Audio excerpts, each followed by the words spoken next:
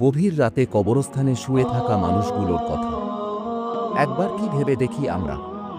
তারা একসময় ছিল আমাদের মতোই, হাসি খুশি জীবন, নরম বিছানায় আরামে ঘুম।